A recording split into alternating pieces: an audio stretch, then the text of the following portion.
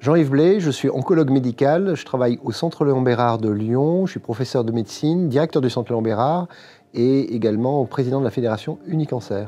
J'ai fait médecine peut-être parce que ma famille, beaucoup de membres de ma famille étaient médecins et que j'ai hésité en fait entre une carrière plutôt dans les mathématiques où j'étais plutôt à l'aise et la médecine. Et en fait, à 16 ans, j'ai pris la décision de faire la médecine parce qu'il me semblait que c'était plus proche des gens et le service rendu me paraissait plus évident.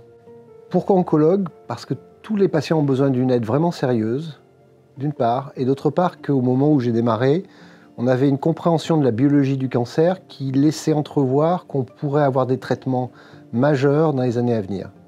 La plus grande expérience que j'ai pu avoir avec un patient, ce métier vous offre la chance d'en avoir vraiment de nombreuses. Vraiment de nombreuses. Peut-être que je vous en citer deux. La première fois que j'ai traité un patient avec un médicament qui s'appelle l'imatinib pour un gyste, où j'ai vu littéralement un miracle. C'est-à-dire que j'ai vu la cancérologie du XXIe siècle devant moi. C'était vraiment impressionnant parce que le patient allait mal avant et a été transformé en quelques jours. Puis l'autre, c'est une patiente qui était toujours traitée d'ailleurs pour un cancer métastatique, qui voulait une grossesse et qui l'a eu. Et le bébé va bien, d'ailleurs la petite fille va bien. Le moment le plus difficile de ma carrière, il y en a beaucoup, mais en fait il passe assez vite parce qu'il s'efface au profit des bons moments.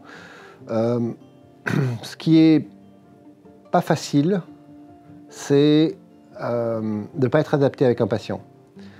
D'avoir, par exemple, d'être fatigué, de ne pas avoir dormi, d'avoir fait une garde, etc., d'être épuisé, de ne pas avoir la bonne réponse devant un patient et d'être impatient devant le patient, par exemple.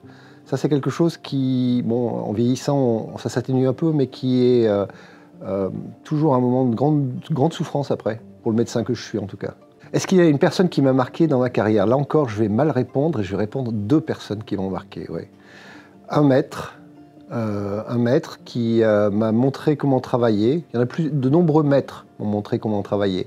Mais il y en a un qui a fait une espèce de synthèse de tout et dont je suis toujours l'exemple. Et puis une infirmière qui a été ma surveillante, c'est marrant de dire comme ça d'ailleurs, la surveillante du service dans lequel je travaillais, qui m'a expliqué ou qui m'a dit des choses sur comment soigner les patients qui sont inoubliables. Elle est partie malheureusement.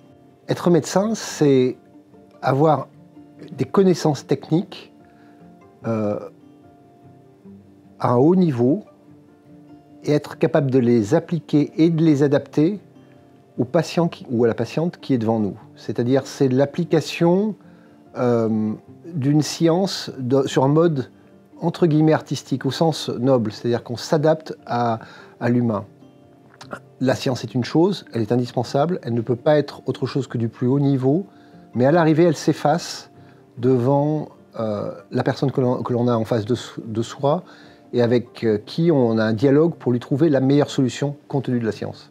Comment définir la place de la dimension humaine dans le métier de cancérologue?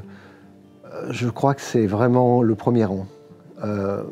L'écoute du patient, répondre à ses attentes et à ses inquiétudes, savoir les soulager, ou en tout cas les atténuer, c'est la première tâche du médecin et du cancérologue en particulier.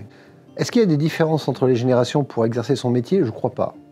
Je crois que la différence, elle peut éventuellement s'exprimer en termes de volume horaire, mais les nouvelles générations sont sans doute plus sages que les anciennes et travaillent sur un mode plus équilibré, en tout cas tentent de le faire. J'espère qu'elles y arriveront. Mais je pense que les enjeux sont exactement les mêmes.